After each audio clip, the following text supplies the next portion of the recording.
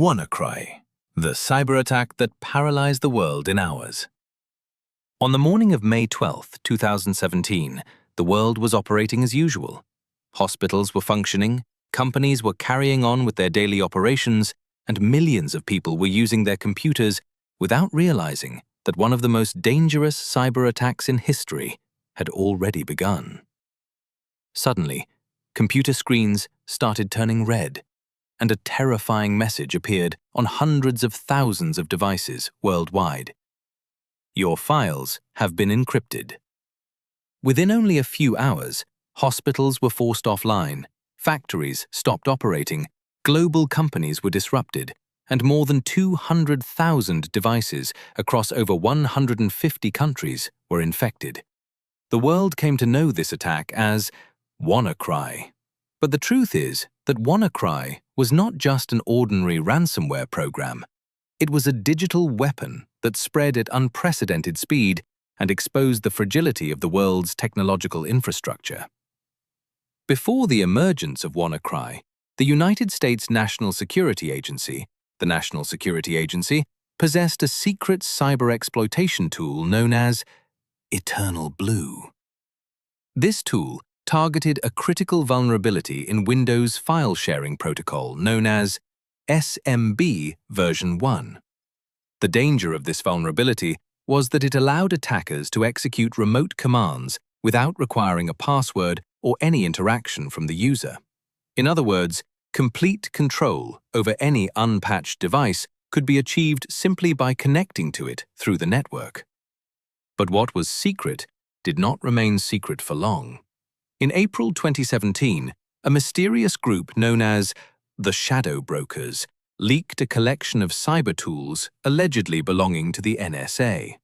Among them were EternalBlue and another tool called Double Pulsar, a tool used to implant malicious software onto devices after they had been compromised. And that was where the catastrophe truly began. At the time, most ransomware attacks relied on phishing emails or infected attachments to trick victims. But WannaCry was completely different. It was not merely ransomware, it was also a worm, a self-propagating cyber threat capable of spreading automatically without any human intervention.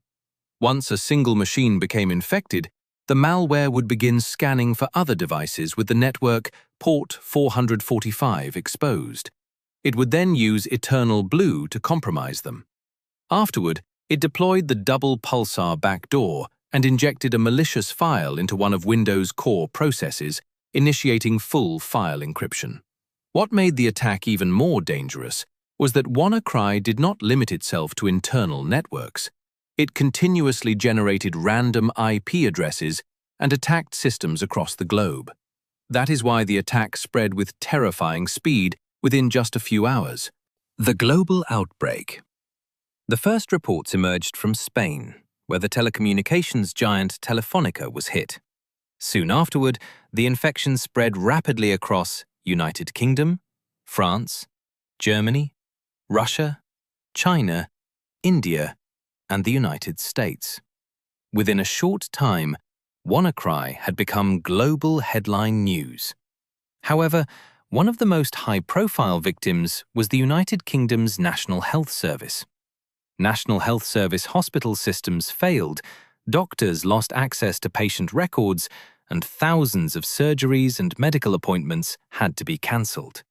Even some medical devices stopped functioning because they relied on outdated and unpatched versions of Windows. Microsoft had already released a security update to patch the vulnerability nearly 2 months before the attack. But an enormous number of organizations had failed to install the update. And so, an old vulnerability turned into a global disaster. After taking control of a device, WannaCry encrypted files using extremely strong encryption technologies, including AES and RSA. It then displayed a ransom demand, requesting $300 in Bitcoin, with the amount increasing later to $600 if payment was delayed.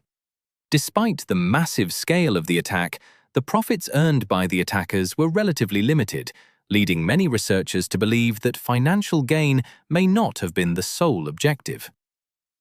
The man who stopped the attack. Amid the worldwide chaos, a young security researcher named Marcus Hutchins was analyzing a sample of the malware.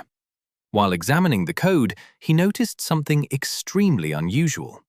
Before initiating encryption, WannaCry attempted to connect to a strange and seemingly random domain name, but the domain was not registered at all. Marcus decided to register the domain himself for a small amount of money, reportedly around $10, and suddenly, the attack began shutting down worldwide. Researchers believe the creators of WannaCry included that domain as a method for detecting security analysis environments known as sandboxes. If the malware detected a response from the domain, it assumed it was running inside an analysis environment and stopped executing. But once Marcus Hutchins registered the domain, every copy of WannaCry around the world began receiving a response from that address. As a result, the malware effectively started disabling itself automatically. It became one of the strangest moments in cybersecurity history. Who was behind the attack? Later, the United States and the United Kingdom accused Lazarus Group, a cyber group linked to North Korea. The investigations were based on similarities in the malware's code and several other technical indicators. However, even today, there is no complete consensus regarding the true party responsible for the attack. Some researchers argue that the evidence was never entirely conclusive, especially since code sharing between hacking groups is extremely common. WannaCry also contained several surprisingly primitive mistakes, such as an unprofessional payment system, a very simple kill switch mechanism, and the absence of advanced obfuscation techniques. This led some experts to speculate that the attack may have spiraled out of control during testing. The truly terrifying reality behind WannaCry is that the attack did not rely on futuristic technology or unprecedented intelligence. It relied on something much simpler: systems that had never received their security updates. A single update could have prevented the entire disaster, but negligence, dependence on outdated systems, and delayed security patching opened the door to one of the largest cyber attacks in history. WannaCry proved that the digital world is far more fragile than we once imagined, and that a single line of code can be enough to disrupt hospitals, factories, and institutions across the globe. And perhaps the most disturbing thought of all is that a similar attack could happen again at any moment.